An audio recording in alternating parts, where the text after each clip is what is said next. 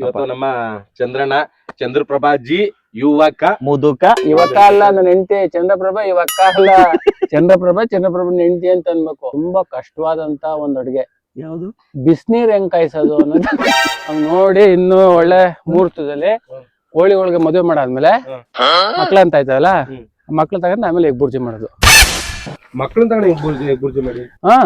ಮಕ್ಳು ಅಂದ್ರೆ ಮೊಟ್ಟೆ. ಮಕ್ಕಳು ಹಾ ಮೊಟ್ಟೆಯಿಂದ ಆಚೆ ಗೊತ್ತಾವ ಇಲ್ಲ, ಅಲ್ಲಿ ಗಂಟೆ ಸುಮ್ನಿರ ಮನ್ಸನೇ ಅಲ್ಲ ನಾನು. ಆಮೇಲೆ ಇದ್ ನೋಡಿದ ತಕ್ಷಣ ಒಣಗೋಗದೆ ಅಂತ ಅನ್ಕೊಳಂಗಿಲ್ಲ. ಅದೇನೆ ಒಣಗೋಗದೆ ಅಂತ ಅನ್ಕೊಳಂಗಿಲ್ಲ.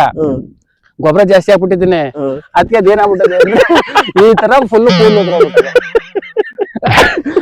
ಇಲ್ಲಿ ಎಳ್ನೀರ್ ಬಿದ್ದಿ ಅವಾಗಲ ತೆಂಗು ಸೋಸಲಿ ಇಲ್ಲಿ ಬಿದ್ದದೆ, ಅಲ್ಲಿಂದ ಇಲ್ಲಿ ಬಿದ್ದಿರೋದು. ನಾವ್ ಈಗ್ಲೇ ಮುಟ್ಟಕ್ ಹೋಗ್ತೀವಿ, ನಮ್ ತೋಟದಲ್ಲಿ ಯಾರು ಮುಟ್ಟಿಕ್ಕಿಲ್ಲ.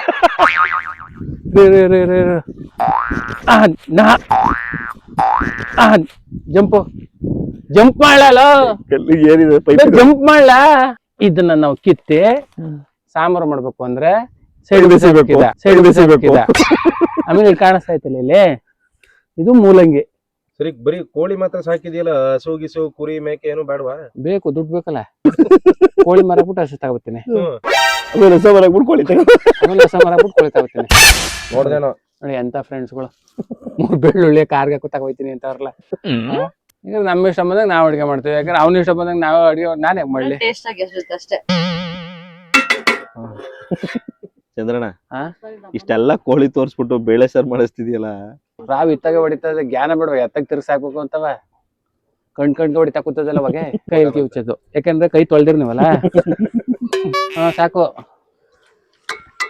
ಹಿಂಗ್ ಕಿವುಚ್ಬೇಕು ಹಿಂಗೆ. ಮಾಡ್ತಾ ಐತೆ ಕಣ.